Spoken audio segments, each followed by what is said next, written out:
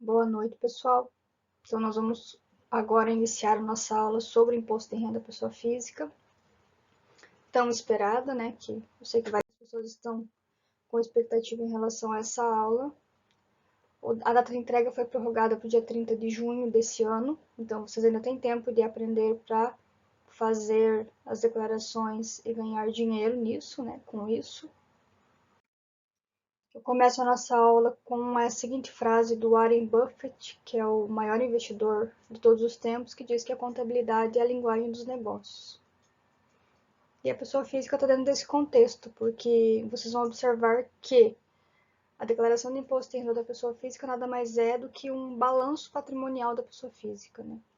Em que o fisco acompanha a evolução patrimonial, os bens, os direitos e as obrigações da pessoa física por essa declaração. Quem está obrigado a apresentar a declaração? Vocês fizeram aquela pesquisa lá na aula do professor Celso. Alguns de vocês vão relembrar essas informações, mas como faz algum tempo, então achei importante colocar aqui para a gente poder relembrar, né? Então, quem recebeu rendimentos tributáveis superiores a R$ 28.559,70 tem que declarar, é obrigado a declarar imposto de renda. Quem recebeu rendimentos isentos, não tributáveis, ou tributados exclusivamente na fonte superiores a R$ 40 mil. Mais para frente nós vamos falar um pouquinho sobre isso. Obteve em qualquer mês ganho de capital na alienação de bens ou direitos sujeitos à incidência do imposto. Realizou operações em bolsa de valores de mercadorias e futuros e assemelhadas. Se na atividade rural obteve receita bruta em valor superior a R$ 142.798,50, ou pretenda compensar prejuízos, não iremos abordar profundamente a questão da atividade rural, ok? Só passando mesmo a questão da informação. Se na atividade rural teve em 31 de dezembro a posse ou a propriedade de bens ou direitos, inclusive terra nua, no valor superior total de R$ 300 mil.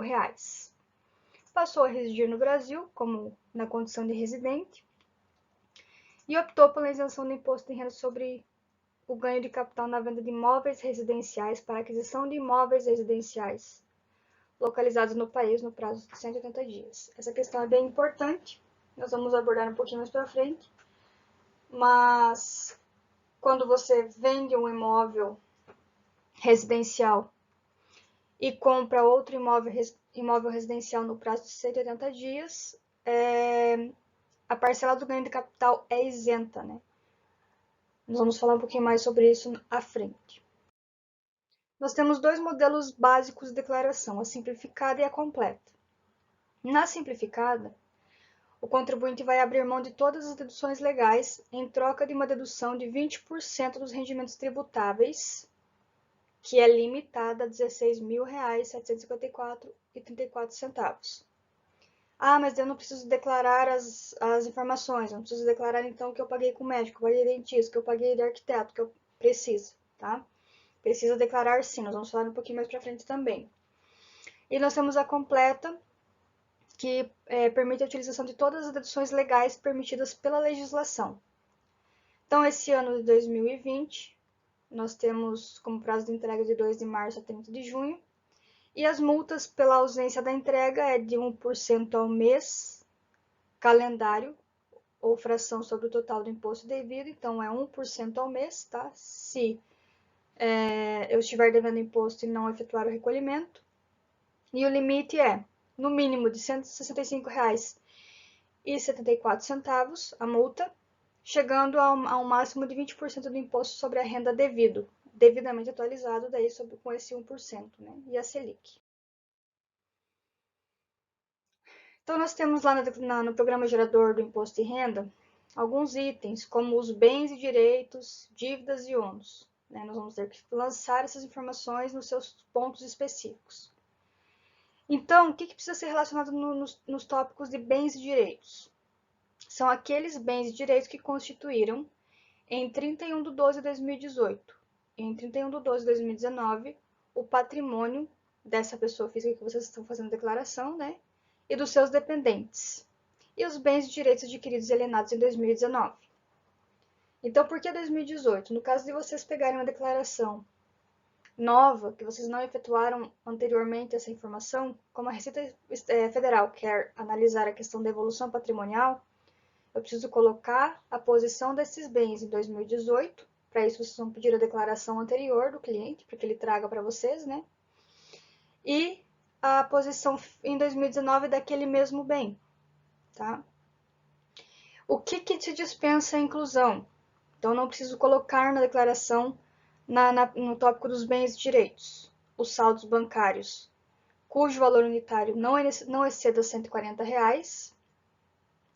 bens móveis e direitos com valor inferior a 5 mil, mas veículos automotores, embarcações, aeronaves, eu sou obrigada a colocar, tá?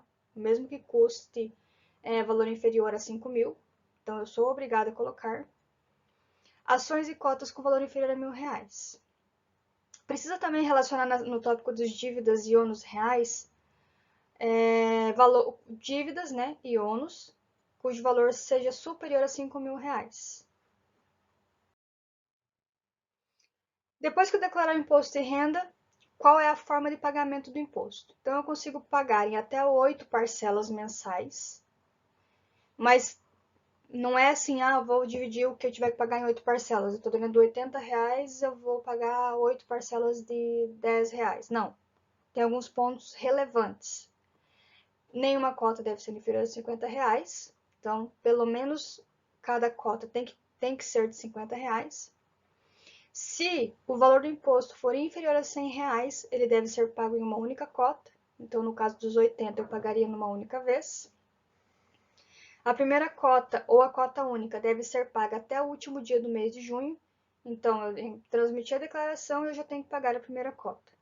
Até o último dia útil, até o último dia do mês de junho, até o dia 30 de junho, que é o prazo final para a entrega da declaração.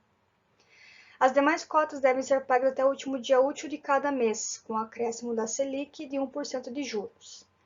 Uma inovação desde 2018 do programa é que ele já atualiza os valores, né, nessa correção da Selic de 1%, sem necessidade de buscar o SICALC, que era o sistema que nós utilizávamos para a geração das DARFs, do Imposto de Renda Pessoa Física. Atenção aos itens pagamentos e doações efetuadas, que é outro tópico do programa gerador do Imposto de Renda. Os itens fichas, pagamentos e doações efetuadas precisam ser preenchidos independentemente do modelo escolhido da declaração, se for completo e simplificado. Quando eu efetuo o pagamento de financiamentos ou efetuo doações, eu preciso informar essas informações, eu preciso incluir essas informações. Por quê?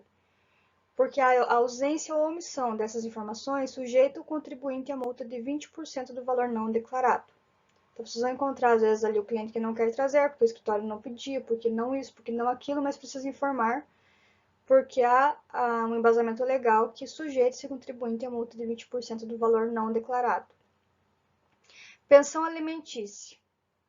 Eu fiz um acordo com a minha ex-mulher e eu decidi pagar R$ 1.000 de pensão lá para o meu filho. Beleza? É objeto de decisão judicial? É um acordo homologado judicialmente? Tem escritura pública? Se não tiver, não declaro. Eu só vou declarar que eu paguei pensão alimentícia nessas situações.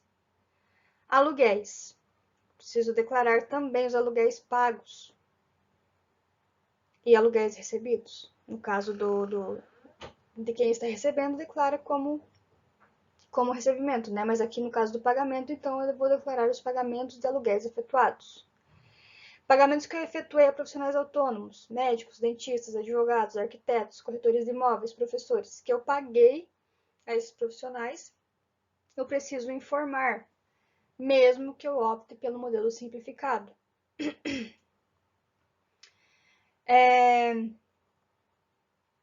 Eu também preciso informar pagamentos a pessoas jurídicas que compõem valores da dedução na declaração de imposto de renda. Por exemplo, eu paguei a clínica Eu não paguei o profissional dentista, eu paguei a clínica odontológica do povo, por exemplo. É uma pessoa jurídica, então eu preciso informar que eu paguei a clínica né, esse tratamento de saúde que eu efetuei. Eu paguei a clínica de fisioterapia. Então, eu preciso informar essas pessoas jurídicas que compõem essa dedução, porque quando eu vou fazer o modelo completo, eu posso utilizar esse pagamento a fisioterapeutas, dentistas, médicos, como dedução legal da declaração. Contribuição previdenciária. Então, a contribuição previdenciária geral e a privada são admitidas para dedução, né, no imposto de renda. Quais? Aquelas pagas ao regime da Previdência Geral, que é o nosso INSS, né? E também aquelas pagas às entidades de previdência complementar e FAP, cujo ônus tenha sido do contribuinte, condicionados ao recolhimento concomitante de contribuição para o regime geral de previdência social. Então, assim, se eu vou usar para a dedução contribuições previdenciárias pagas a entidades privadas, que são aquelas previdências privadas que eles chamam, né, que fazem nos bancos e corretores, enfim. Obrigatoriamente eu tenho que ter efetuado o recolhimento para o regime geral da Previdência Social. Senão eu não consigo fazer essa dedução. Eu não posso simplesmente pagar a Previdência Complementar. Eu preciso contribuir para o INSS, que é o regime geral, né, ou se for funcionário público, ao regime próprio da sua atuação ali, né, o regime próprio da Previdência, e também ao regime de Previdência Privada. A dedução é limitada a 12% do total dos rendimentos do contribuinte, então tem limite. Eu não posso deduzir valor superior a esses 12%. Aí nós temos, assim, dois que são figurinhas bem conhecidas nesse processo da contribuição privada, previdenciária privada, que é o PGBL, que é admitido para fins de dedução do imposto de renda, e o VGBL, que não é admitido para fins de dedução. Mas eu preciso colocar esses valores que eu apliquei no VGBL na ficha de bens e direitos da declaração. Então, eu já segreguei assim, se você for na legislação, é um pouquinho mais complexo, mas é essa a regra. Né? No PGBL, cliente, você tem qual? PGBL e VGBL? Ah, eu tenho PGBL. Então, é permitido para dedução, desde que o cliente contribua para o regime de previdência geral e é limitado a 12% dos rendimentos do contribuinte. E o VGBL eu informo na ficha de bens e direitos da declaração. Uma dica que eu dou para vocês, eu até vou ler aqui o que eu escrevi, né? Quando da escolha entre esses dois produtos, PGBL e VGBL, se vocês forem orientar o cliente sobre isso, né? É necessário considerar ainda as diferenças na hora do resgate. Então, porque cada um tem a sua particularidade na hora do resgate. O PGBL, ele deduz, mas o total resgatado, né, quando for efetuar o resgate, será tributado, o total. Ou seja, aquele montante que é recebido como benefício será considerado acréscimo patrimonial. Então, ele é totalmente e integralmente tributado como nova renda. E o VGBL, embora não traga vantagem na hora de declarar ao fisco, né, o resgate, a tributação só incidirá na hora do resgate só sobre o ganho. Então, assim, para o imposto de renda, o VGBL é equiparado a uma aplicação financeira, de maneira que o montante contribuído, quando do resgate, não sofrerá tributação. O imposto de renda vai incidir somente sobre os ganhos, só sobre aquela diferença entre a aplicação inicial e o montante resgatado. Apliquei 10 mil, resgatei 10.500, vou pagar só sobre a diferença de R$500. E já o PGBL não, é um montante que será considerado como acréscimo patrimonial, então é tributado integralmente. Ok? Ficou claro? Ficou claro, né? Limites de dedução. Nós temos alguns limites de dedução, como nós falamos no começo ali. No modelo simplificado, tem aquele limite de 16 mil e pouquinho lá, se eu opto pelo simplificado. Se eu opto pelo modelo completo, também existem deduções, limites nessas deduções. Então, assim, por dependente, eu posso deduzir R$ 2.265,08. Despesas com instrução, eu pago a faculdade do meu filho, que é engenharia civil, custa R$ 2.000 por mês. Eu posso deduzir apenas R$ 3.561,50. Então, eu só posso deduzir isso, por mais que eu tenha pago 12 mil. Esse é o limite de dedução. Então, como eu tinha comentado no slide anterior, contribuição previdenciária complementar, né, que é o FAP, 12% dos rendimentos declarados. Doações realizadas em 2019.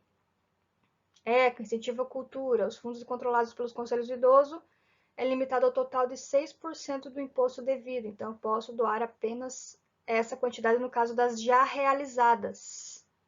Se eu vou doar após o fechamento dessa minha declaração, eu posso destinar apenas 3% do imposto devido. Mas, porém, todavia, né, a declaração tem que ser entregue dentro do prazo, que é 30 de junho, e o pagamento dessa doação tem que ser feita até esse prazo também, até o pagamento da primeira cota ou cota única do imposto. Caso contrário, será devido o imposto integral. Então, isso é um detalhe bem importante. Eu destinei R$ 200 para algum local específico, né, de doação. Então, eu tenho que pagar até dia 30 de junho. Mas eu não paguei. Então, você vai ter que pagar imposto de renda integral, né, porque senão vai dar problema aí. O prazo final é 30 de junho. E eu posso destinar apenas 3% do imposto devido quando eu faço a destinação da doação no fechamento da declaração. Beleza? Vamos para o próximo, então. Quem são meus dependentes? Isso aqui dá muito problema, porque como tem aquelas aceite, né, dos 2.000 e pouquinho, que pode ser deduzido por mês, tem pessoas que querem colocar todo mundo como dependente, né? Então, os dependentes são cônjuge, companheiro de união homoafetiva. Oi? Eu falei por mês? É por ano, tá, pessoal? R$ 2.275 por ano, né? Essa dedução por dependente. Então, quem são os dependentes? O cônjuge, o companheiro de união afetiva, o companheiro, desde que haja vida em comum por mais de 5 anos, ou por período menor, se da união resultou um filho. Filho ou enteado, até 21 anos ou até 24 anos se estiverem cursando ensino superior ou escola técnica de segundo grau. Qualquer idade quando incapacitado física ou mentalmente para o trabalho. Não é a minha declaração que ele é incapacitado, tá? Eu preciso de um laudo médico, eu preciso de uma informação legal dizendo que o meu filho, ou o filho que, né, o contribuinte possua, seja incapacitado física ou mentalmente para o trabalho. Menor pobre, no caso de guarda judicial ou tutela, né? Até 21 anos ou até 24 anos se estiverem cursando ensino superior ou escola de segundo grau técnica. Irmão, neto ou bisneto sem arrimo dos pais, até 21 anos, com guarda judicial ou qualquer idade, quando incapacitado físico ou mentalmente para o trabalho. Pais, avós ou bisavós, desde que não ofiram rendimentos tributáveis superiores ao limite de isenção mensal, e absolutamente incapaz do qual o contribuinte seja tutor ou curador. Filhos de pais separados. Isso aqui é bem interessante, porque os dois querem declarar o filho como dependente, muitas vezes na declaração, né? Então, por isso que eu trouxe esse tópico para falar para vocês. Quando somente um dos ex-cônjuges possuir a guarda, o contribuinte pode considerar como dependente os que ficarem sob sua guarda, né, de acordo com o que foi homologado judicialmente. Quando houver guarda compartilhada, cada filho pode ser considerado como dependente por apenas um dos pais. Então, tem que ter essa informação aí. Se os dois declararem, pode dar problema. Cuidados, pessoal. O Big Brother da Receita Federal tá de olho ligado ali, né? Olho aberto. Vejam só. Quando eu vou declarar a venda de um imóvel, por exemplo, eu tenho que tomar cuidado porque o cartório já enviou a DOI, a declaração de operações imobiliárias, né? Então, a Receita Federal já sabe, já foi feita a documentação no cartório. Os DETRANs, eles possuem acesso de envio direto de informações, né, para a Receita Federal. Então, foi feita a documentação de venda. A Receita Federal já sabe. Os bancos enviam a DMOF, que é a Declaração de Movimentações Financeiras. Enviam a E-Financeira agora, que não sei se consta aqui. Não consta aqui, mas está dentro do programa SPED. Também, né, mensalmente é enviado essa E-Financeira. Então, a movimentação financeira do cliente, o banco já possui, ou a Receita Federal já possui. Os cartões de crédito, as administradoras enviam a Decred. Imobiliárias enviam a DMOB, né, que é a declaração também referente às questões de aluguel, questões de vendas dos imóveis. Hospitais, clínicas, planos de saúde enviam a DMED. Empresas em geral, só algumas, né? GFIP, CFIP, DIRF, RAIS, TIPJ, declaração de lucros, nota fiscal eletrônica que tem inúmeras informações. Os SPEDs, DEFIS, DSPJ, né? Então, a Receita Federal já possui essas informações. Ali está 2013 e 2014, tá? Mas a pessoa física vai enviar daí nessa declaração do imposto de renda e tudo isso vai ser cruzado, né? E esse cruzamento não precisa de nada, só do envio. Ele é automático por meio do TREX, que também recebe informações do COAF, que também recebe informações dos estados e municípios, do Ministério Público, né? E por aí vai. Então, pessoal, se o cliente não tiver ciência disso, tem que deixar eles cientes de que, de certa forma, a Receita Federal já possui a informação, né? É muito raro a Receita Federal não ter uma informação com todas as declarações que nós possuímos aí, com todas as informações que existem na nota fiscal eletrônica, né? Com o envio dos SPEDs agora fechando o e-social. Só falta o bloco K para fechar o programa gerador como um todo, para eles terem domínio ou todas as informações necessárias do processo das empresas e das pessoas. Então, é um verdadeiro Big Brother, né? Tem que tomar muito cuidado com o cruzamento de informações. Não é simplesmente colocar a informação. O programa gerador do imposto de renda, ele aceita o que eu colocar ali. Ele não vai ter um aviso dizendo, olha, isso não pode ou isso não é permitido. Ele vai aceitar o que você colocar ali. Por isso que vocês têm que saber que existem essa questão do cruzamento de informações da Receita Federal. Então, o que pode e geralmente dá problema retendo em malha as declarações nesse cruzamento de informações?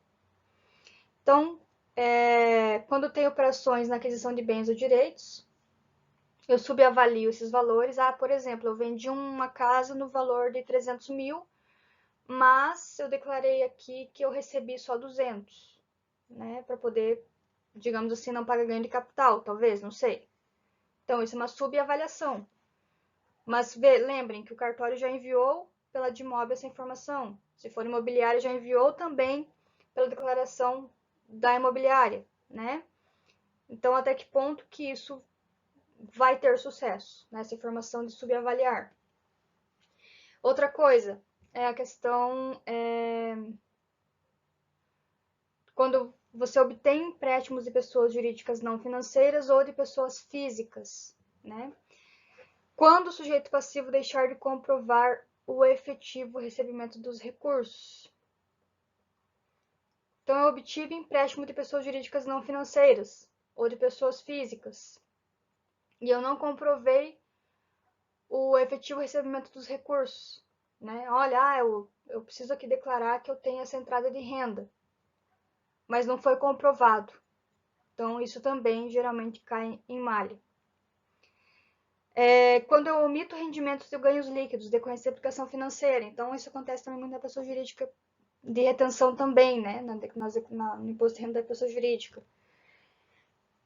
De problemas, não falei retenção, não, de problemas, né? Então, assim, eu ganhei rendimentos, eu apliquei em fundo imobiliário, eu não declarei, eu tenho aplicação financeira automática no banco, eu não declarei os rendimentos, eu preciso declarar, tá?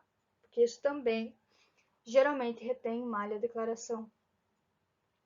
Eu gastei ou investi acima do valor que eu declarei. Até no final dessa aula, né, eu disponibilizei como é que vocês vão fazer o cálculo dessa evolução patrimonial. Vocês vão relacionar isso e vão conseguir ter esse controle. Por quê? Porque se eu gastei ou investi em valor superior à renda que eu tenho disponível, vai reter em malha e assim vai ser bem automático. Na hora que entregar, já vai vir a informação da retenção em malha. Quando eu mando para o exterior, valores incompatíveis com as disponibilidades declaradas. Então, foi isso que eu falei, né? Eu declaro que eu ganho 28 mil reais e mandei para o exterior 50 mil reais. Eu preciso ter a origem desses dinheiros, né? Obviamente que não é só assim mandar para o exterior, tem todo um procedimento. Mas, nesse caso, também retém malha automaticamente. Eu movimentei o cartão de crédito, pessoal, por exemplo, superior a 10 vezes a renda disponível declarada. Ou eu movimentei no cartão de crédito uma renda superior 10 vezes a minha renda disponível, mas eu não sou obrigada a entrega no imposto de renda.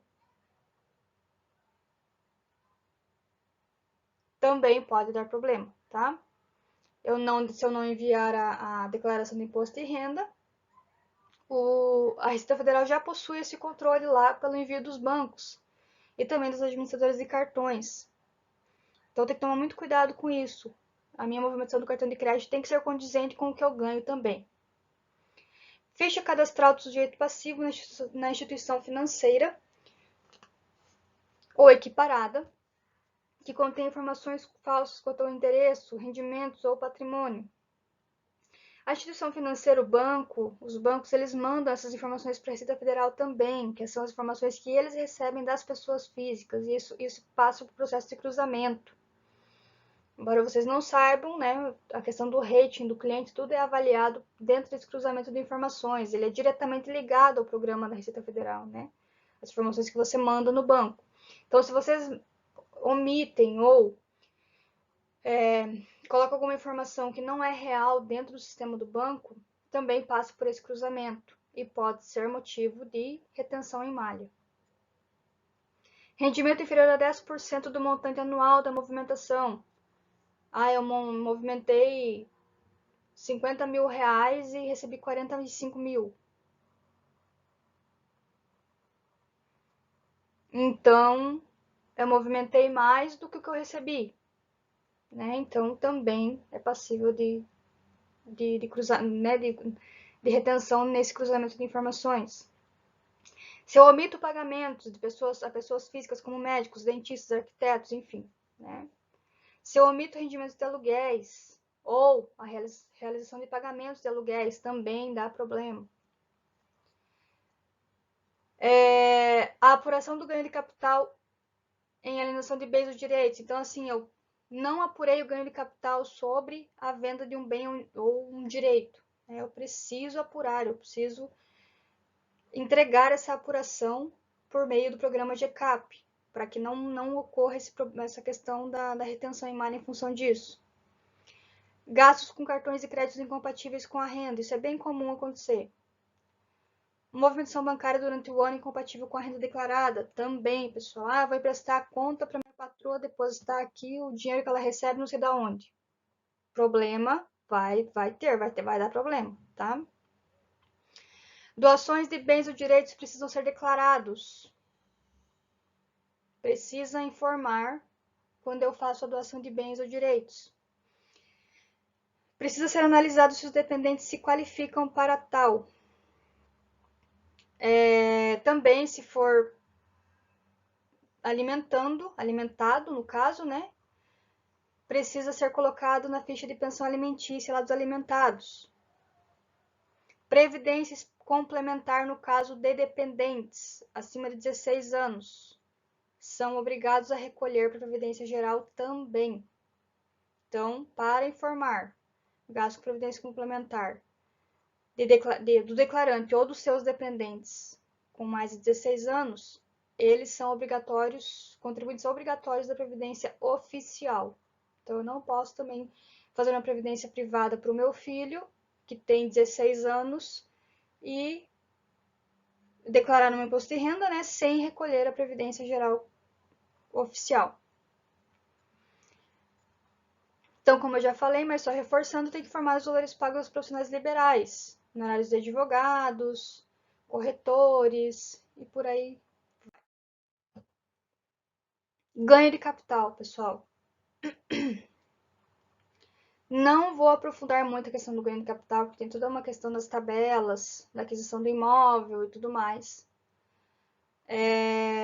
Mas eu tenho que falar para vocês quais são os fatos geradores do ganho de capital, tá?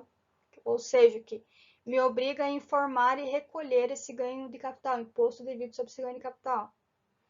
Cessão ou promessa de cessão de direitos. Então, assim, o que significa isso? Eu tenho uma procuração pública de amplos poderes do fulano de tal. Isso é uma cessão ou promessa de cessão de direitos, ou bens, no caso, né? Por exemplo. Então, também eu teria que apurar o ganho de capital. Parece bobagem, mas é verdade. Quando eu faço compra ou venda, também é um fato gerador. Permuta, também permuta contorna, né? Adjudicação, que é um ato judicial que dá a alguém a posse e a propriedade de determinados bens. Então, saiu um ato judicial que me deu a posse de determinado bem ou direito. Também eu tenho que apurar o ganho de capital. Desapropriação, também. Dação em pagamento. Dação em pagamento é quando o credor e o devedor fazem um acordo, existe uma dívida, e o devedor realiza o pagamento na forma com algo que não foi previamente determinado originalmente. Então, assim, olha, eu comprei esse terreno e a minha promessa é pagar para você daqui a um ano 50 mil reais. Chegou lá daqui a um ano, olha, eu não tenho 50 mil reais, mas eu tenho esse carro que custa 50 mil reais, que vale 50 mil reais, você aceita? Então, isso é uma dação em pagamento. Então, também preciso apurar ganho de capital sobre isso. Procuração em causa própria, que foi o que eu comentei ali em cima também, né? Recebi uma procuração de amplos poderes, então eu também tenho que apurar o ganho de capital. É um fato gerador. Na transferência a herdeiros, também precisa apurar o ganho de capital. Doação, dissolução de sociedade conjugal que dê ganho de capital, preciso também apurar. Então, assim, supondo que eu recebi uma herança do meu avô, na declaração dele estava como 20 mil reais, mas eu vou receber aqui por 300 mil. Então, vai ser apurado o ganho de capital referente à diferença dos 20 mil para 300 mil reais. Tá? Então, tudo que for superior à declaração originalmente do doador, do sucessor, né? No caso da transferência, também é obrigatória a apuração do ganho. Essa diferença é considerada ganho e tributária, então muito cuidado com isso. Se você recebeu a doação, tem que averiguar, vai ser passado realmente para o valor do mercado, né? Qual é o valor que era declarado, que era informado na declaração do que faleceu, né? No caso do recebimento de herança, do recebimento de herança. Então, tem que ser muito bem averiguado tudo isso. Isenção. Então, alguns ganhos de capitais são isentos, né? Eu não preciso apurar o ganho de capital.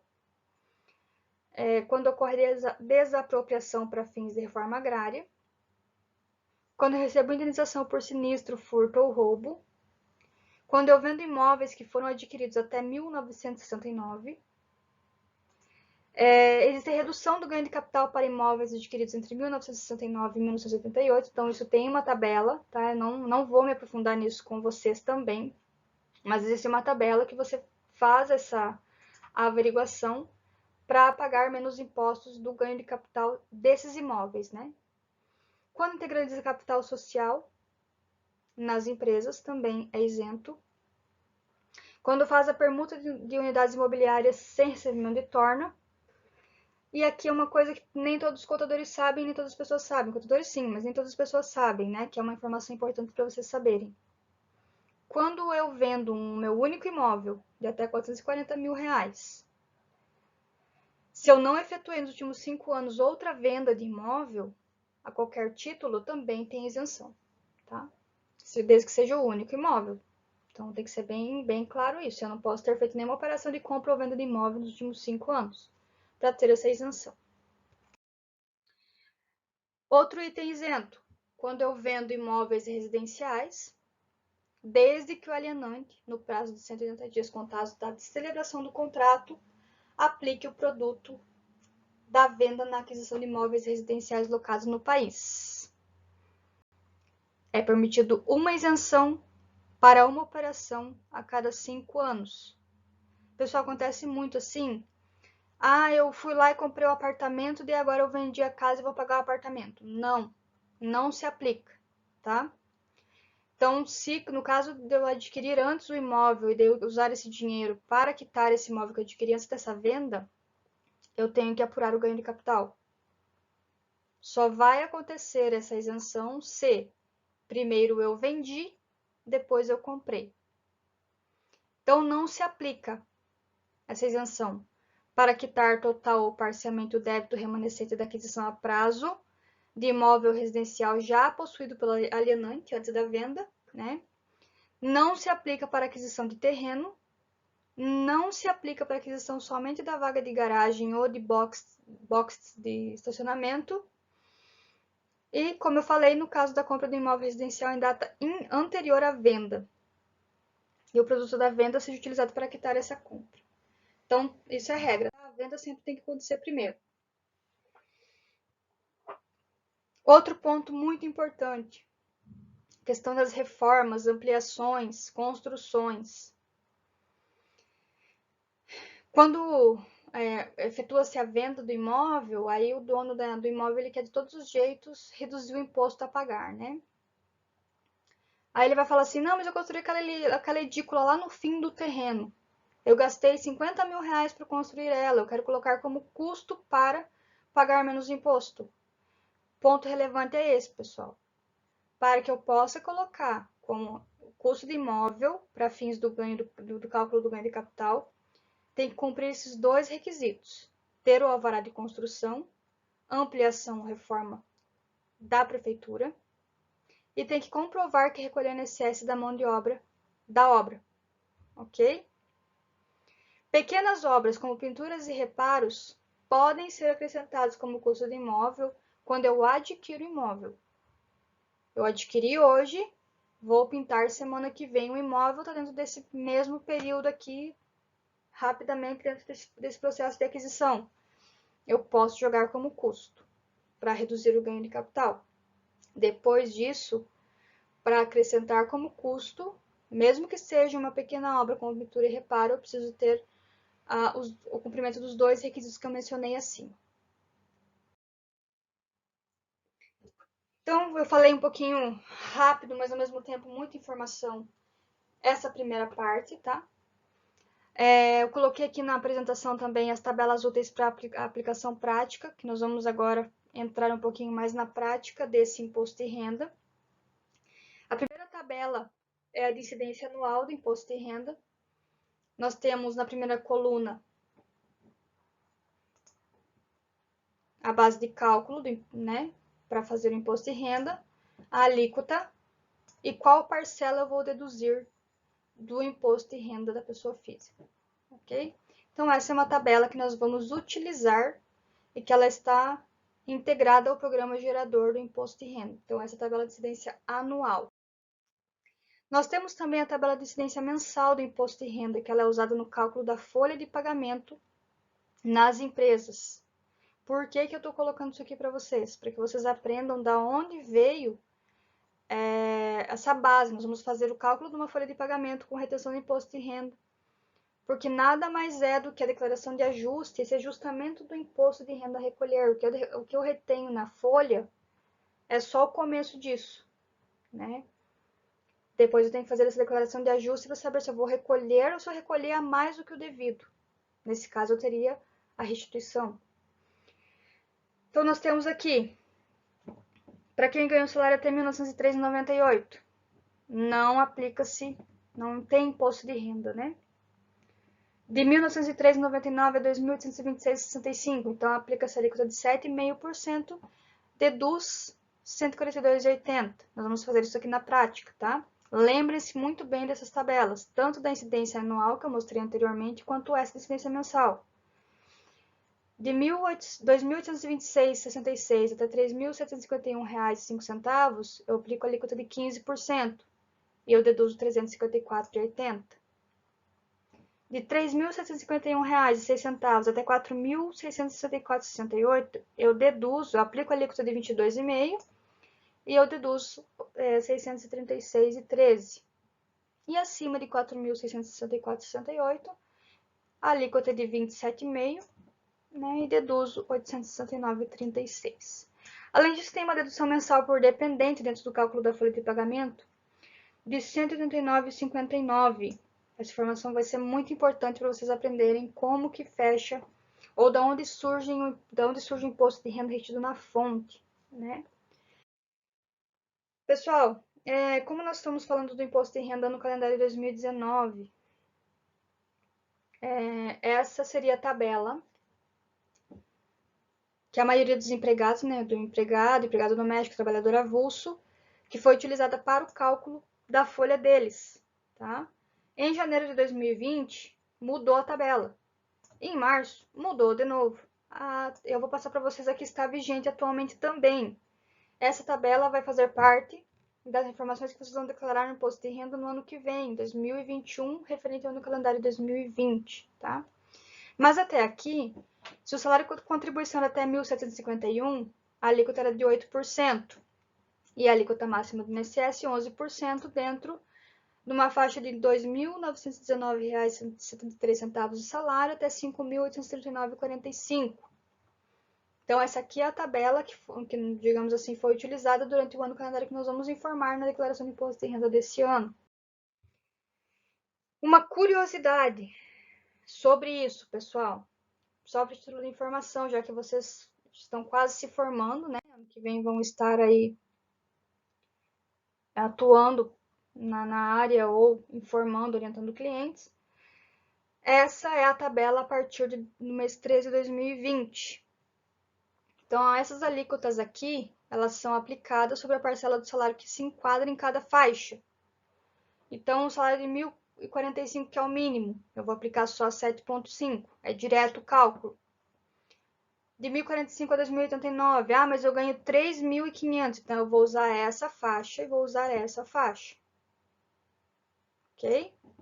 Veja um exemplo aqui. R$5.000. Antes, que é a declaração que nós estamos fazendo agora, de 2019, eu pegava os 5.000 e aplicava 11%, que dava R$550. Como ficaria agora? Primeira faixa, até 1.045, eu aplico 7,5%. Segunda faixa, de 1.044,60, eu aplico 9%. Lembra a tabela anterior, usando a tabela anterior que eu mostrei para vocês. R$94. Na terceira faixa, eu aplico 12%. Na quarta faixa, esse valor aqui vai chegar aos 5.000. Eu pagaria, então, R$558,93 de imposto. Muda pouco, mas dá um acréscimozinho ali do imposto a pagar de INSS na folha, tá? Voltando ao ponto inicial, então, vamos para a prática do cálculo da folha de pagamento. Para depois nós irmos para o cálculo do imposto de renda, para depois nós irmos para o programa gerador do imposto de renda. Como que eu vou fazer o cálculo da folha de pagamento? Então, eu vou mostrar um exemplo para vocês e o outro vocês farão sozinhos, entregando, valendo nota para mim, ok? Então, nós estamos na empresa Narnia Limitada, no mês 11 de 2019. O funcionário é o Luiz Jamelão e ele ganha 11,58 por hora. Ele ainda ganha um adicional de periculosidade de 30% sobre o total de proventos. Leiam os dados do exercício, pessoal. Ele tem 2 filhos menores de 14 anos. Aqui eu dei já meio pronto para vocês a questão da semana, tá? Se eu não der pronto assim, vocês vão contar no calendário quantos dias úteis eu tenho, quantos dias eu tenho de domingos ou feriados, né? Que daí nós vamos calcular o DSR. Como o Luiz Jamelão trabalha 220 horas mensais, considerem que ele trabalha em 6 dias úteis, segunda a sábado, 7 horas e 20 por dia. Como o calculador é 60, aliás é 100 e a hora é 60, para fazer o cálculo da hora vocês vão utilizar 7,33 na calculadora. Ok? Nós vamos chegar então em conta. O salário, 25 dias, 7,33 vai dar 183 horas e 33. DSR, 5 dias, vezes 7,33 vai dar isso aqui, que fecha as 220 horas, tá? Ele ganha 11,58 por hora. Então, o valor do salário, R$ 2.122,04. No DSR, eu aplico esse valor das horas do fim de semana e R$ 11,58 a hora vai dar R$ 424,41. O adicional de periculosidade é aplicado sobre o total de proventos, lembram? Então, eu vou somar os dois valores aqui, que vai dar 3.310. Deixa eu somar aqui, que agora eu não lembro de cabeça. 2.122,04, 424,41, 2.546,45. E vou aplicar os 30%, que vai dar 763,93. Esse valor aqui. Então, eu somei esse daqui com esse daqui, fiz vezes 30% para chegar ao valor do adicional de periculosidade. Como nós estamos fechando a questão de 2019, eu estou aplicando a tabela 2019, tá, pessoal? Nós vamos chegar a um desconto do INSS de R$ 364,14. Vejam só, se eu somar 2.122,04, 424,41, 763,93, eu vou chegar no salário base de contribuição. Então, eu vou pegar 3.310,38 vezes os 11%, que vai dar esse valor aqui. Então, foi assim que eu cheguei nesse valor, tá? Esse vezes 11%, eu chego nesse valor aqui. E o imposto de renda retido na fonte, eu já vou mostrar para vocês como que nós vamos chegar na conta. Mas vejam que a minha base de cálculo do imposto de renda é um pouquinho diferente do INSS. A do FGTS também é o total de proventos, então eu também vou somar todos os vencimentos do Luiz Jamelão para aplicar a alíquota do FGTS.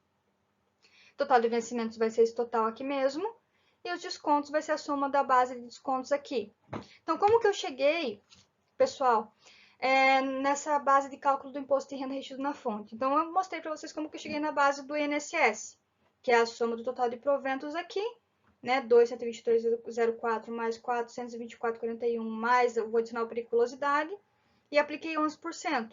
Essa aqui, a minha base vezes 11% vai dar esse valor aqui. Como que eu cheguei na base de cálculo do imposto de renda? Vamos lá.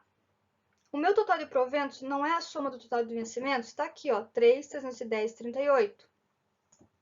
Aí eu desconto o INSS para chegar na base de cálculo do imposto de renda, tá, pessoal? Imposto de renda, desconto o valor do INSS, que ele não integra a base de cálculo.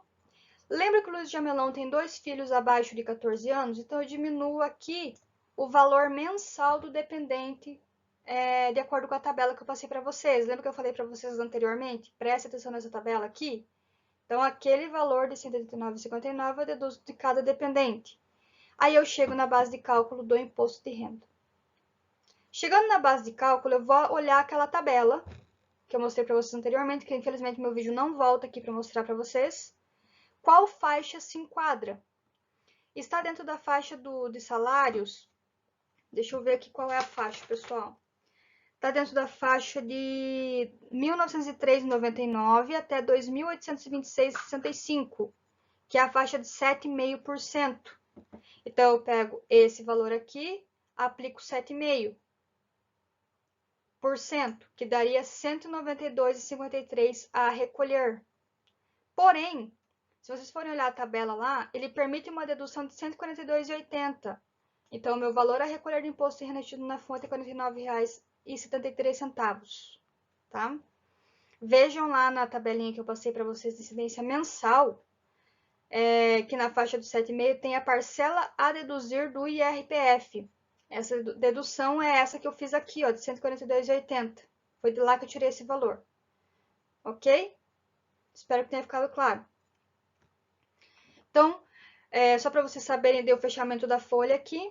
Total de vencimentos foi total dos proventos dele, né? Total de descontos é a soma da coluna de descontos. E o valor do depósito do FGTS é a base de cálculo, que é o valor dos vencimentos, vezes 8%. Então, o líquido a receber seria esse valor aqui. Esse cálculo do Olerite do Luiz Jamilão, ele interfere diretamente no imposto de renda da pessoa física, porque aqui vocês viram que nós fizemos o cálculo do imposto de renda retido na fonte. É isso aqui, pessoal, que vai ser ajustado, no caso, se ele tiver só essa renda, na declaração de ajuste anual, para verificar se ele pagou a mais e vai ter que restituir, ou se ele vai ter que recolher um pouco mais de imposto referente à evolução do seu patrimônio.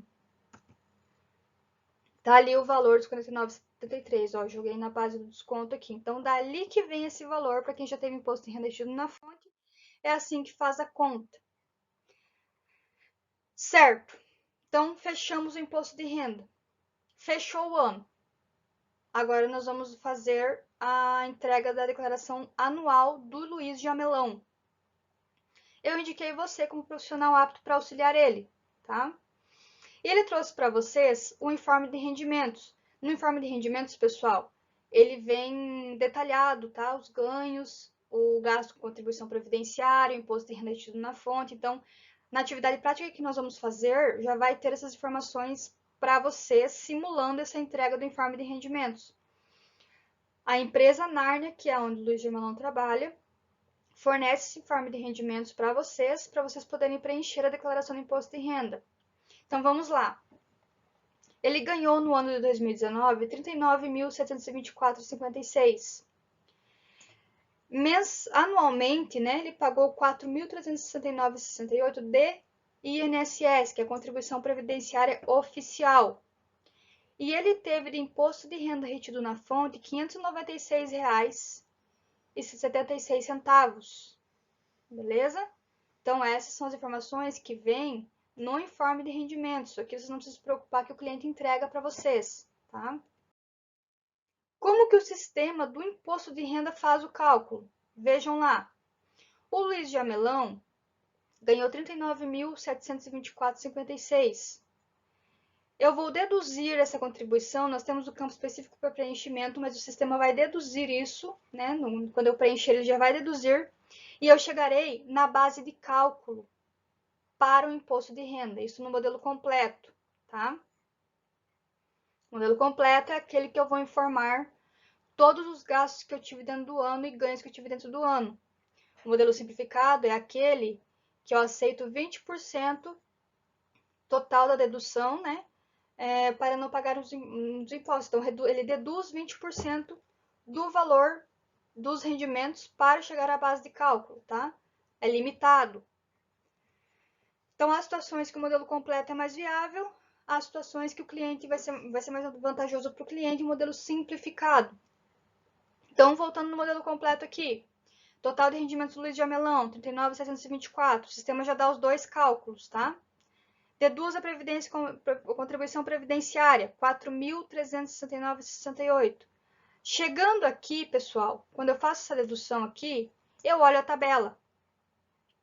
Olhei a tabela lá de incidência anual, ele vai estar na faixa dos 15%, que é de R$ 33.919,81 até R$ 45.012,60, tá? É 15% e a parcela a deduzir é R$ 4.257,57. Essa informação aqui também já tem na tabela, ok? Então, eu peguei a base de cálculo, apliquei esse valor na faixa do imposto de renda que se aplica e cheguei no imposto que deveria ser pago.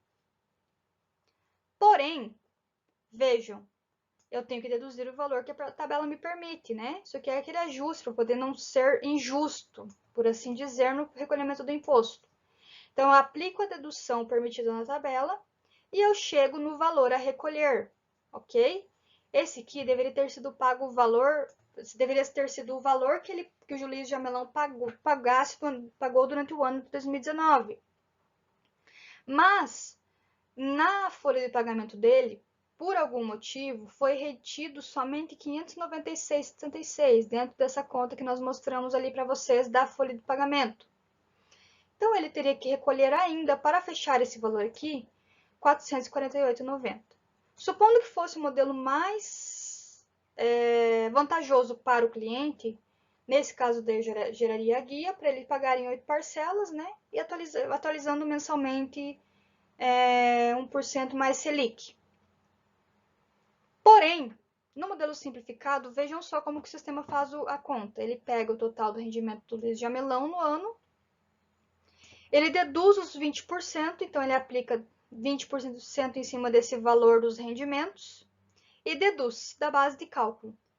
Então, 7.994,91 é 20% disso aqui, dos 39 mil.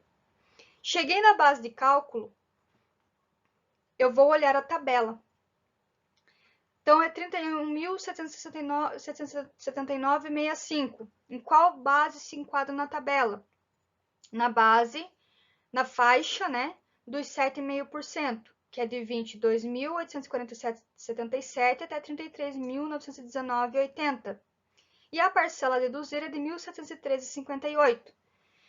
Então, eu aplico 7,5% em cima da base minha ajustada aqui, porque eu fiz a dedução do modelo simplificado dos 20%. E eu vou chegar no imposto no imposto a pagar de R$ 2.383,47. Faço a dedução permitida na tabela de 1.613,58. Eu deveria ter recolhido esse valor de imposto, porém, foi retido na fonte, na folha de pagamento dele, esse valor aqui. Então, ele só vai precisar recolher esse valor aqui. Pessoal, o sistema faz o cálculo assim, ó. Ele mostra essa telinha aqui já para vocês, quando vocês preenchem a declaração no sistema, no programa gerador. Ó, um coraçãozinho aqui até para demonstrar isso, tá? Então, vocês podem optar o que é mais vantajoso para o cliente, não tem problema. O que é mais vantajoso para o Luiz Jamelão nesse caso aqui? Pagar pelo desconto simplificado, que daria R$ 73,13, uma única DARF, né? Vocês fariam uma única DARF, ele já recolheria e estaria tudo certo, recolhido, né? Entregou a obrigação do fisco, pagou o imposto, fechou tudo que precisava, né? Então, por que eu mostrei isso aqui para vocês? Porque é assim que o sistema do imposto de renda trabalha. Ele pega, ele faz esse tipo de conta aqui. Por que é importante vocês saberem isso, pessoal? Porque às vezes o cliente liga e fala alguma coisa para vocês, pergunta se já consegue fazer isso na calculadora e já passar para eles uma base do quanto deveria ser pago ou do quanto ele vai recolher de imposto, né? O sistema ele dá automático, mas vocês precisam saber como o sistema trabalha. O sistema trabalha dessa forma ali, ok? Então, a partir das informações, responda. Qual é o regime mais viável para o Luiz Jamelão? O regime simplificado. Por quê? Porque ele pagaria apenas R$ 73,13 de imposto. Qual seria o valor da restituição ou pagamento do imposto pela declaração completa e pelo modelo simplificado?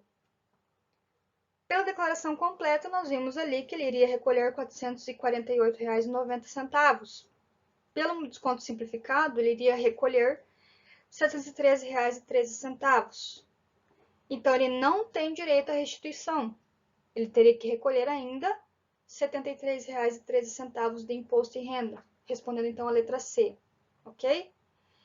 Pessoal, então agora é com vocês, tá? Eu deixei uma atividade exatamente igual à do Luiz Jamelão, para que vocês façam isso no caderno, como eu demonstrei no exemplo. Lembrem-se, o que vai mudar aqui é só isso, só esse tratamento de saúde no valor de 3 mil, que vai influenciar unicamente no modelo completo da declaração, tá? Lembrem-se dessa informação aí. É a única coisa que eu mudei do Luiz Jamelão, já para testar esse feeling de vocês do imposto de renda ali. Então, é com vocês agora, tá? Valendo nota para o segundo bimestre, ok? A senhora Maria Jamelão o procurou por indicação do seu esposo Luiz Jamelão, trazendo para você algumas notas do tratamento de saúde que fez no valor de 3.000 e as informações do informe de rendimentos. Então, a empresa guarda-roupa, total de rendimentos 59.724,48. Ela pagou no ano 6.569,70 de contribuição previdenciária e teve 3.302,52 de imposto de renda retido na fonte. Como vocês farão essa atividade? Igualzinho a prof acabou de mostrar do Luiz Jamelão, tá? Então, eu não estou pedindo o cálculo da folha de pagamento, estou pedindo somente o cálculo do imposto de renda da Maria Jamelão. E vocês vão responder daí qual é o regime mais viável para ela, se é o simplificado ou a declaração completa, qual seria o valor da restituição ou pagamento do seu imposto e se ela tem direito à restituição. Então, é bem parecido com o exercício que eu acabei de explicar para vocês, tá? Para fechar esse raciocínio, dentro do que eu expliquei para vocês nessa 1 hora de aula, é a questão do dependente, né? Porque vocês analisem essa questão do sobrinho da Maria Jamelão ali. E me respondam também, não precisa conta, tá? Eu só quero orientação que vocês dariam para mim como cliente de vocês, ou para Maria Jamelão como cliente de vocês. Beleza, pessoal? Então, fechando essa parte, que é bem prática e bem manual, né? Porque nós vamos fazer manualmente essas contas, vamos tirar a foto do caderno e mandar para mim. Depois nós vamos para a parte do programa gerador do imposto de renda. Nós vamos jogar informações no programa gerador do imposto de renda para vocês verem como que o programa trabalha. Então, essa atividade tem o objetivo de fazer vocês entenderem como que o programa trabalha, primeiro, né? Porque, como eu falei, o sistema aceita tudo que vocês colocarem lá. Mas vocês precisam saber o que vocês estão colocando lá. E como o sistema trabalha também, né? Porque, dependendo de como você vai colocar a informação, ele vai interpretar de uma forma, né? E depois disso, nós vamos então para a parte prática dentro do programa gerador do imposto de renda. Já baixem no computador de vocês, no link que eu vou disponibilizar, o programa gerador, tá? Para vocês terem ali. Para quem já deseja ir começando a pegar clientes aí para fazer imposto de renda, lembre-se de pedir a declaração do ano passado, então do ano 2018 precisa também, para vocês informarem a base, né? A base patrimonial, porque é a evolução de 2018 para 2019, ok? Então, é isso aí. Nós temos então agora a aula hoje e amanhã, né, de contabilidade intermediária.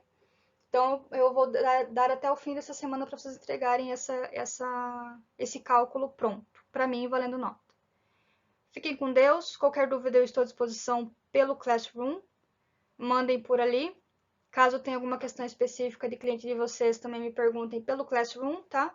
Eu estou à disposição de vocês. Bons estudos. Até mais.